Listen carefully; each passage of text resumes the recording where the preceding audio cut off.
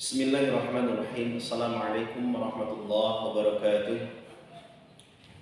Alhamdulillahi rabbil alamin wal 'aqibatu lil muttaqin wa la 'udwana illa 'alal zalimin. Asyhadu an la ilaha illallah al-malikul haqqul mubin wa asyhadu anna Muhammadan 'abduhu wa rasuluhu shadiqul wa'dil amin. Allahumma fassalli wa sallim wa barik ala sayyidina Muhammadin mursalin khatamin nabiyyin wa ala alihi wa sahbihi wa man tabi'ahum bi ihsanin ila yaumiddin, amma ba'du. Fa ya ayyuhal hadirun al-kiram, usikum wa nafsi bi taqwallah wa ta'atihi faqad fazal muttaqun. Anak-anakku sekalian, selamat datang di SMA Mardika Paseh. Selamat bergabung menjadi peserta didik di SMA Mardika Paseh.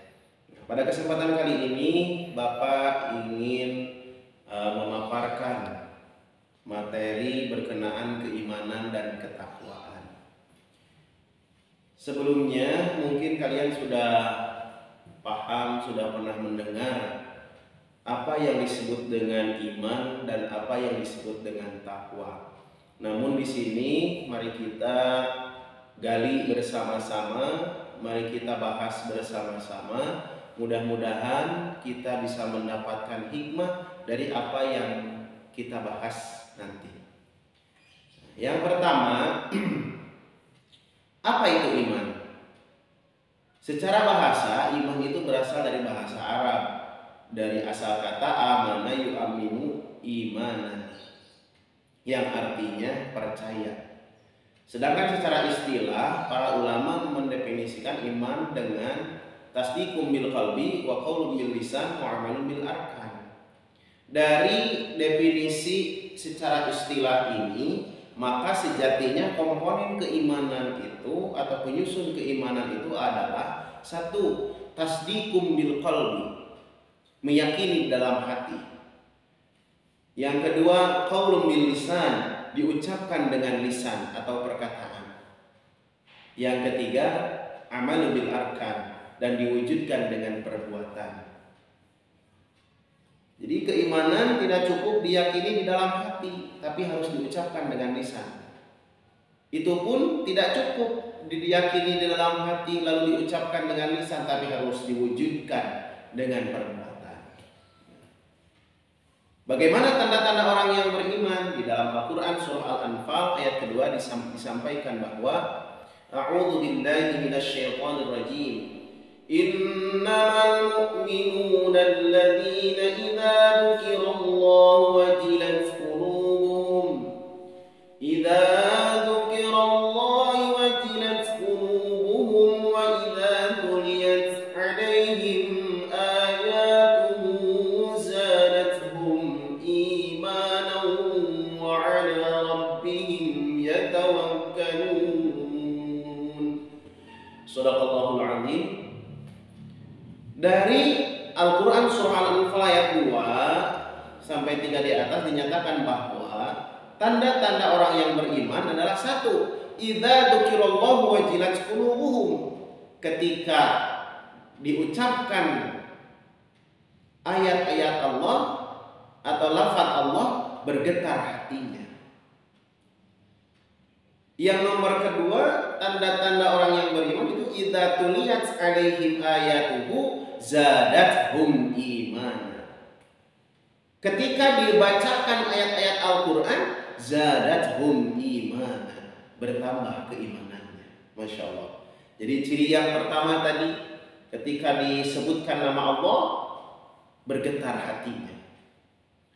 Yang kedua, ketika dibacakan ayat-ayat Allah, bertambah keimanannya. Wa 'ala rabbihim yatawakkalun, dan hanya kepada Allah lah mereka bertawakal. Yang keempat, yuqimunas shalah, mendirikan salat. Yang selanjutnya, razaqnahum yunfikun, menafkahkan sebagian rezekinya.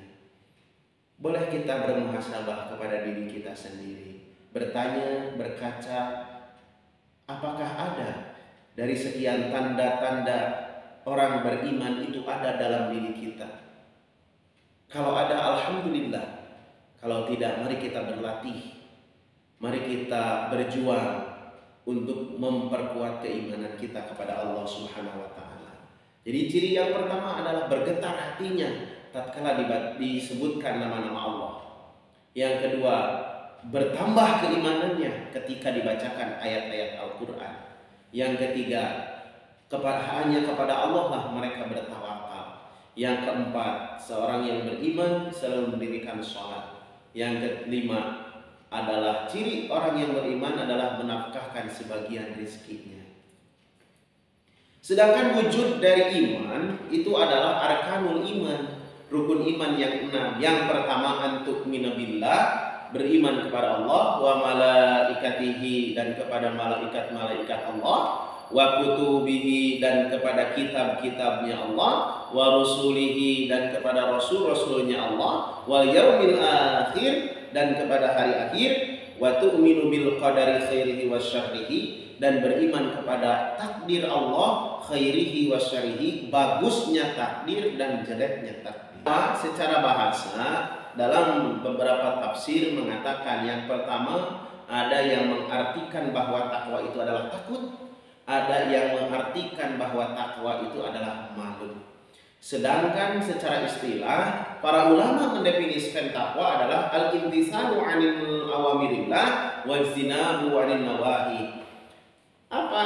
Melaksanakan seluruh perintah-perintah Allah dan menjauhi segala larangannya. Setelah kita membahas tentang pengertian takwa yang tadi sudah Bapak jelaskan bahwa takwa secara istilah adalah mengerjakan apa yang diperintahkan oleh Allah dan menjauhi dari larangannya, maka kita harus tahu bagaimana tanda-tanda orang yang bertakwa. Nah, dalam Quran surah Al-Baqarah ayat 2-4 menceritakan tentang ciri-ciri orang yang bertakwa. Kurang lebih seperti ini. Yang pertama, ciri-ciri orang yang bertakwa itu alladzina yu'minuna bil ghaibi wa yuqimunas shalah. Yang pertama, alladzina yu'minuna bil ghaib, orang yang beriman atau percaya terhadap alam gaib. Dalam tafsir Jalalain disampaikan bahwa yang disebut dengan yang gaib adalah Allah Subhanahu wa taala, malaikat, surga, neraka, dan yang lainnya. Kita wajib mengimani kepada hal-hal yang gaib, hal-hal yang tidak terlihat, hal-hal yang Allah sebutkan di dalam Al-Qur'an. Itu ciri orang yang bertakwa yang pertama. Yang kedua, yuqimunas shalah, mendirikan salat. Yang ketiga, razaqnahum yunfiqun, menafkahkan sebagian rezekinya. Yang keempat, yu'minuna bima unzila ilaika, yaitu yang meyakini atau percaya pada Al-Qur'an dan kitab-kitab yang telah diturunkan sebelumnya. Ciri orang yang bertakwa yang terakhir adalah wabil akhirati hum yuqinun, dan kepada hari akhirat mereka meyakininya. Nah, ketika kita memiliki 5 tanda-tanda orang yang bertakwa, Allah di dalam Al-Quran ayat Al-Baqarah ayat ke-5 disampaikan bahwa ulaika humul muflihun, dan merekalah orang-orang yang memiliki kebenangan, kebahagiaan, wa ulaika humul muhtadun. Yang terakhir, bagaimana korelasi atau hubungan antara iman dan takwa? Keimanan dan ketakwaan itu memiliki hubungan yang sangat erat, di mana keimanan adalah tauhid teoritis, sedangkan ketakwaan adalah tauhid praktis, di mana bahwa keimanan menyatakan pada pengakuan keberadaan Allah dan keesaan Allah, sedangkan ketakwaan adalah implementasi dari tauhid teoritis atau keimanan tadi yang berkaitan dengan amal ibadah manusia, melaksanakan perintah dan menjauhi larangannya.